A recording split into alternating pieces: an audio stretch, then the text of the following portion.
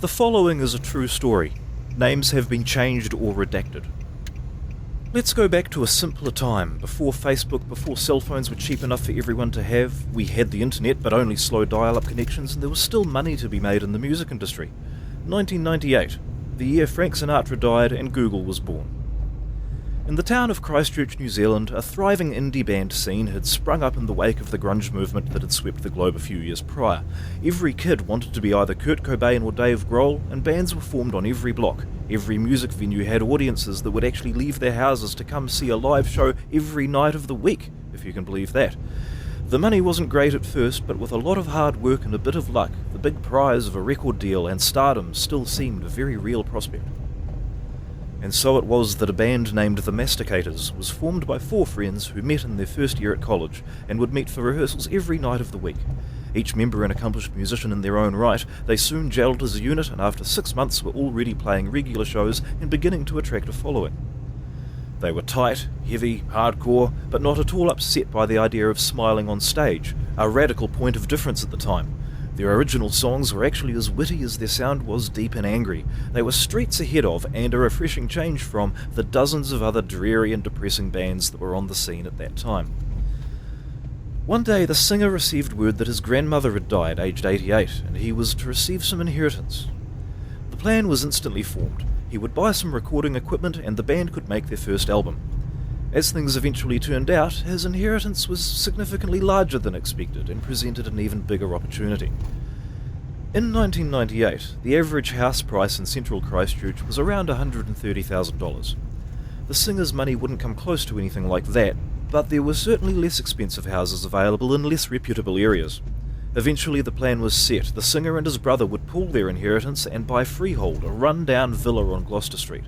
The property had a land valuation of $80,000, but with the house still on it, was worth $45,000. This was the type of house that was built in the 1910s and never properly maintained. The roof leaked, it was cold, the walls were so paper thin they could easily be kicked right through. This was a house that was worth negative $35,000. Immediately a practice room was set up in a spare bedroom next to the lounge, and it became glaringly obvious to everyone that it was far too small. So they moved all their equipment to the lounge, which despite being larger and having a fireplace, still wasn't quite big enough to spread out and be comfortable in. The solution was simple enough. Remove the wall between the lounge and the bedroom and have a nice big space to rehearse and record in. The house needed renovating anyway, so it seemed a convenient and elegant solution.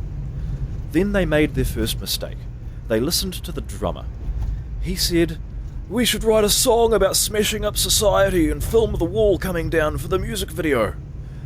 Suddenly the creative juices started flowing and the song was written within minutes. The bass player's friend, who was studying at the local film school, had access to professional video cameras, and at some point they decided to perform a secret gig and tape the song and the destruction in front of a live audience.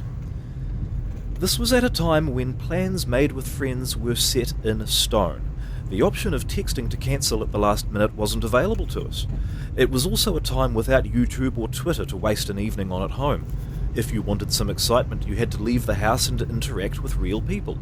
This was at a time when you would receive a phone call saying, "The Masticators are playing a secret gig on Friday night. You're invited, but don't tell anyone."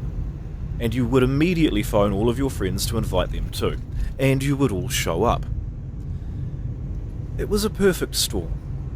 The band had set up in the lounge with their backs to the doomed wall, a keg of beer was provided for the 15 to 20 people they were expecting, and the cameraman had been briefed on the plan. At a specific moment of the song, there was a heavy manic instrumental break where the singer would charge at the wall with an old guitar and start smashing holes in it. The cameraman was the only person other than the band who knew what to expect, as it was important for the video to have the crowd's reaction be authentic. The 15 to 20 people who had been invited swelled unexpectedly to somewhere between, best estimates suggest, 250 to 300 people, who had heard about this fantastic new band, heard about the gig, and had nothing better to do. They drained the keg within minutes, but with several liquor stores close by they managed to find a few more. There was no security on the door, the band were all on stage playing and had no idea of the scale of the crowd that had gathered outside their small area. The band tore through their set with a ferocity that was both captivating, unavoidable, and electrifying.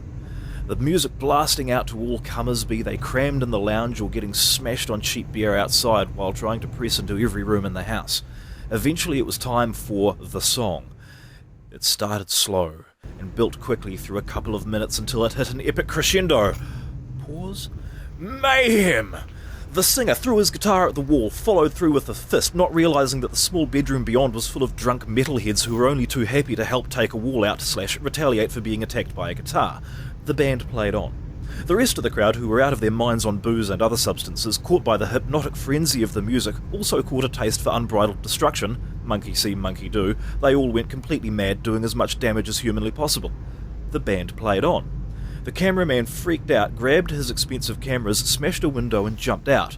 The singer and large parts of the X-wall came crashing back onto the stage, knocking the bassist out and cutting the mains power. The band stopped. At this point, one of the neighbours scrambled back to their own house and called the police. In the 8 minutes they took to arrive, the crowd both inside and out had smashed every internal wall, every window and every door. The structural supports, weakened from years of woodworm and dry rot, were teetering on the brink of collapse. When the bathroom ceiling caved in, sending a shower of water through the burst pipes, the crowd seemed to have one collective thought: it's time to leave now. Miraculously, there were no fatalities, other than a few minor cuts, scrapes, hangovers and an unconscious bass player. No recorded injuries either.